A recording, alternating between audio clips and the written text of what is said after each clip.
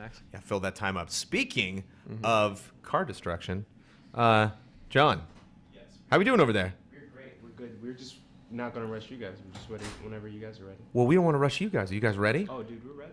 Well, All right. who are you over there with? I'm over here with Rocket League. We want to come up. Hello. Do you guys want to go up there? Or you guys wanna Yeah, we'll stay? go up there. All right, Cool. Okay, cool. Yeah, ready. Well, that could be my Let me, time. Cool, man. Cool.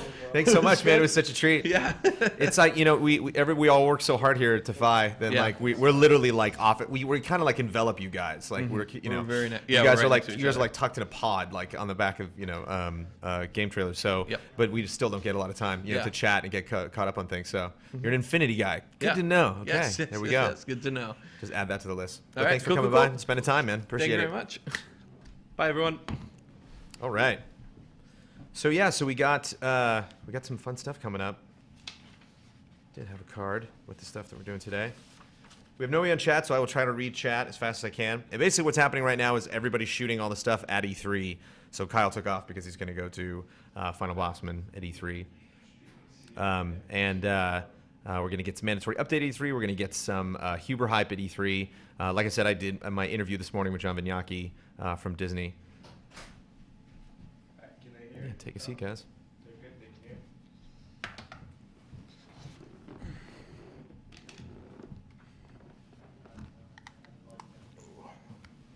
So you guys got some nice placement and some press conferences there. Yeah. How does that feel? Do you like your coverage so far at E3 2015? Yeah, we're really excited about it so far. I mean, to be honest with you, it's much bigger than we thought it would be, and so for us, it's a big win. Do we want to get the game, John? Do we want to get the game booted up and? Oh, he's got the controller there. Oh, okay. So you can Yeah. just play it. Yeah. Yeah, you can actually turn around and play it on that monitor. Alright, You can. cool. Oh, great. This just seems like such a great stream game. You know, this just seems like such a great game, like a perfect party game, like the perfect demo game that you can just jump in. And especially at at E3 where we can get so serious with like Uncharted and The Last Guardian and all these like big Horizon and like epic serious demos. And it's just like, let's just play some Rocket League, like Yeah, it's really kind of a staple game that you like. You play every once in a while. You don't just play for like a few weeks and then you stop playing. You're going to play it like for probably a year, and you just whenever you don't have anything else to play, Rocket League. It's actually a sequel to a game we did way back when on the PlayStation 3 called Supersonic Acrobatic Rocket Powered Battle Cars. nice. And we've shortened it now, a little bit easier to remember.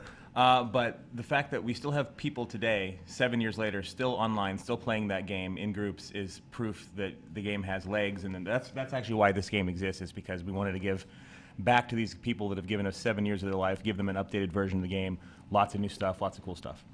So, and we're talking about people picking the game back up after they've played it for a little bit. Obviously, content updates, something like that would help. I'm looking at this sweet ride, and skins might be something that would be sweet. Yeah. I don't know So what the customization's like. we had skins in the original game, and in this game now we have over 150 different items that you can use for over 10 billion combinations that you can have. One of the cool things that we have, as you saw, Dave, if you could back up a little bit, one of the items that we have now is Sweet Tooth from Twisted Metal. It's also a selectable car that you can pick. That's our thank you to the PlayStation fans and all the people who have played the game over the years, and Sony was kind enough to lend this to us. But even if you don't pick Sweet Tooth, tons of customization options to go through. We were talking about Twisted Metal before, actually, because we analyze all the press conferences and the big companies and try to figure out like what could they possibly bring, and someone just kind of tossed that out in the room. We were like, yeah, like it's one of those franchises. Like, what do you do with that, in current gen? So it's nice that you're keeping it alive. Oh yeah, we're big Twisted Metal fans. We Of actually course. have a car that we bought off Amazon a few years ago that was our inspiration, sitting in the office. It's a giant, and even the Sony Santa Monica guys are like, where'd you get that? But we worked really closely with them specifically to bring their model in and to use that from their existing materials and get it as close to the actual Sweet Tooth as possible. And then our own cars, as you can see, tons of things that you can customize. Our rocket boosts, our wheels. You can choose your paint color, your paint type, so you can go from metallic to matte to semi-gloss and things like that. That's great. You can even put hats on your car if you want, which is one of the things we really like to do. We have some really interesting ideas that aren't in the release version of the game, but we're also exploring some other things to add further down the line. And we also see that we're big fans of video games in general, so we actually have items from other games in there too, Blacklight, and we have items from Warframe, and a bunch of independent games that we enjoy, like Phoenix Rage and Edge of Space. So we want to give people as many options as they have and to represent any way they want to represent. So this is all unlocked for the demo for E3 purposes. Right. How is this unlocked in the actual game? In How the do I earn actual it? game, we didn't want to go. We didn't want to go overboard with some kind of complicated unlock system or item drop system. So it's really straightforward. Whenever you complete a game, win or lose, online or offline, a new item will unlock at the end. That way, no matter how much you play and how often you play, you're always going to get something new. And that's the whole approach that we want to take. Is keep rewarding the player for playing. It's also a platinum trophy game, and the way that it's set up for the trophies is also rewarding for for playing. We don't have any crazy level grinding or anything weird like that. It's all about thank you for playing our game and encouraging you to play the game. And that's a good point to bring up. We are playing this on the PlayStation 4. Is that the only place people can access this game? It's not. It's coming in on July 7th on PlayStation 4 with Sweet Tooth is the exclusive PS4 thing. But it's also coming out on PC on the same day.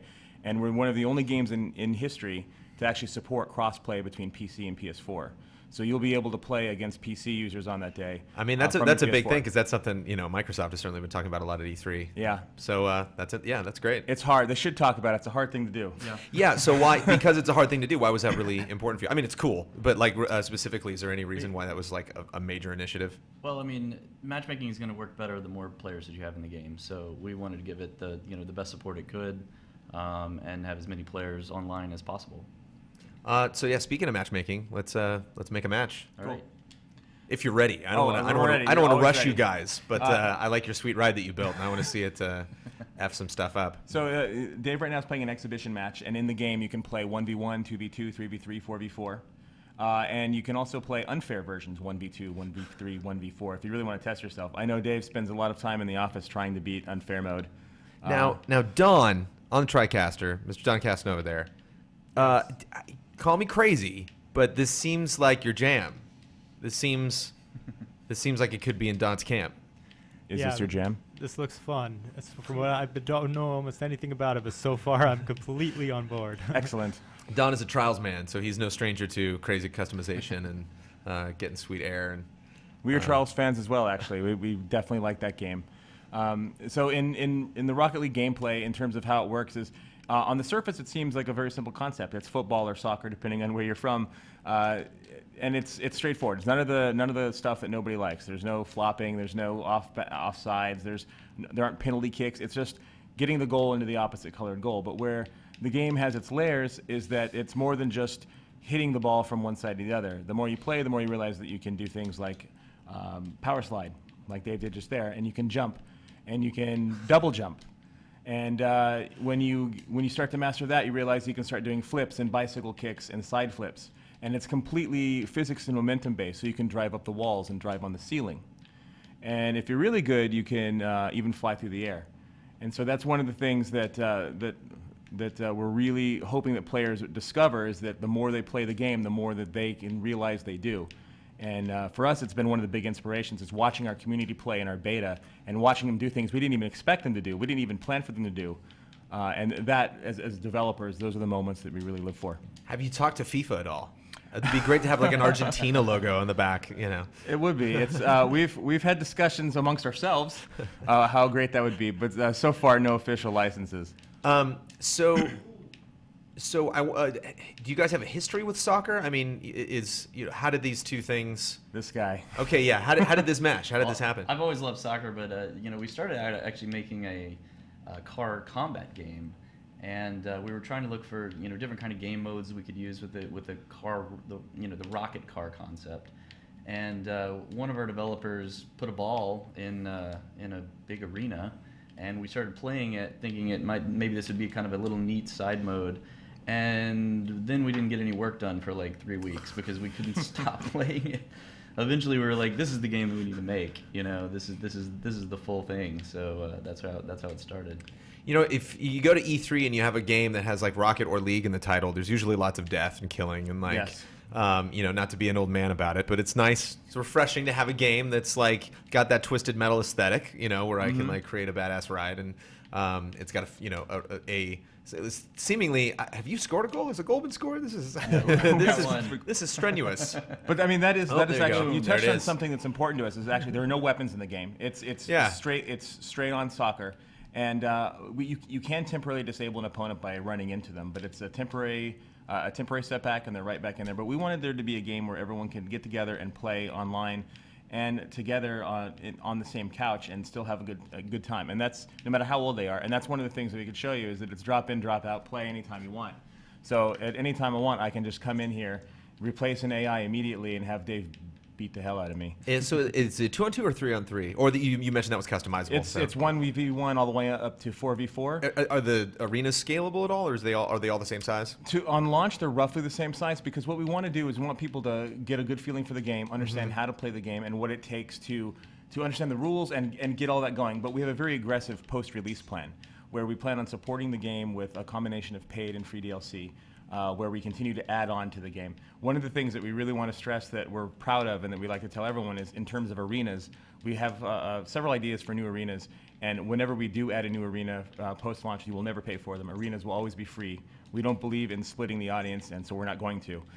The things that you would pay for on DLC when it starts to happen are things like additional cars, customization items, things along those lines. So, how do you get good at this game? What's the skill ramp like? What's a strategy? Because Practice. yeah, but I mean I see I see you leading a lot. It's like it seems like momentum is just a huge deal. Yes. There's got to be some plays that you just shouldn't do because Yeah.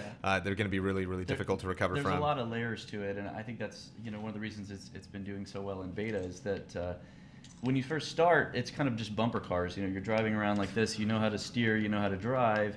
And then like the next little layer is you figure out, I could double jump, and I'm just going to score on that. And then after that, let me let this replay finish. I'm going to skip it. Yeah, thank you. After that, you learn that there's a way to kind of kick in the game, and that's the dodges. So if I press any direction and I double tap, it'll do a little flip, and you get extra boost out of that. And so you're basically kicking the ball. And I can even do it to the side, like that. And you can even do a backwards one. And that'll also give you additional boost as well. And so, that's kind of the second layer is when you really start to play a lot more in the air. But then the third layer that people eventually get to is the rocket flying. And, some of our veteran players are just insane at this, where they can stay in the air probably more than they're actually on the ground. That was going to be my next question, actually. Are there any people, that you work with directly that are like just pinball wizards at this, that just for some reason they get it? Yeah. Well, we have the crew that made the original game, the Supersonic Acrobatic Rocket Powered Battle Cars. We played that. Dave is actually one of them, though. Yes. Yeah. We played that so much that we're all pretty good, but we're nowhere near as good as some of our community members. Oh yeah, we have shout out to Steve Bills, who's probably our best overall community player. The things he does are amazing. Right here.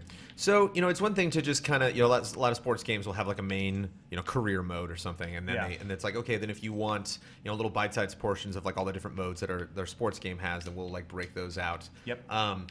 Is this set up in that way, or is it kind of like there is no right way to play Rocket League? It's just kind of like here's all your different options and just pick one you like? So that's a two-part answer. One is that yes, the game as a whole is. I'm not very good at the game. I've been playing it for over a year as we develop it, but I just can't get good enough to compete with these guys. But I still have fun. So one of the big things for us is it's still fun even when you're losing, and that's one of the elements we're really stressing. The other part is we actually have a season mode. You can go in, you can create a team. You can, which we can show you real quick if you want to see it. You can create a team. You can play regular season. You go to the playoffs. You win a championship. So we recognize that players want that sort of thing out of sports. Here, and you can pick this the same sort of thing. Your team size, what difficulty you want the AI to be, how long you want the season to be, how many playoff teams can show up, and you can see we also have more color options. In the season mode than we do if you play the typical head-to-head. So we're trying to give players as much as possible. We also have additional things like a replay editor where you can bring any game that you've just played into the replay editor, watch it from any angle in the stadium, then use PlayStation Share to cut it up, put it on YouTube or wherever you want to stick it. So we're trying to give players as many options as possible and show them as many avenues as possible, let them play the game they want to play. We even have, just for the hell of it, even though we're a console game, we have completely customizable controls. So if you wanted to go that way, you can change your camera height and your FOV if you wanted to. I mean, we're trying to give players as many options as possible so that they can have the experience that they want, not the one that we say they should have. So what's your favorite mode? What do you think just harnesses the pure essence of the insanity that's possible in this game? I like 2v2 online. A lot of people like 3v3 a little bit better. Most people hover around 2v2, 3v3. 4v4 gets crazy. It's almost like crazy bumper cars. And 1v1 is almost like a different game. So it really gives you a different kind of feeling than playing the other. Well, the big thing, I mean, there are parts of this game that can get really frenetic, and you obviously want to like keep that going as long as you can, and that would increase the overall enjoyment of the gameplay experience. But I imagine like if you have 2, it maybe like increases as opposed to 3 the chance that like when that ball does what it wants to do and goes off in a crazy direction that nobody's going to be over there. Yeah, it's much more about your personal skill, winning the match as opposed to just what came out of the chaos. And so when you upgraded to pro, 2v2 status, you look back at 3v3 and you're just like, I'm on a whole nother level now. Yeah, well, at least 4v4 is really the crazy one. I think 3v3 is pretty fun. Yeah, 3v3 is we consider the standard mode, and then 4v4 we kind of nicknamed Chaos because it gets pretty nuts. This is actually 4v4 too. We've set it too, so you can see it. It's in a different time of day, and my favorite game mode, if you're curious, is any mode where I'm playing someone who hasn't played before because it's my only shot. There you go. My only shot at winning. That's why you're feverish to demo this game. That's right. I'm like, who's first? Then yeah, if I get to play this before you guys take off, then we'll play. Yes, maybe perfect. you can commentary.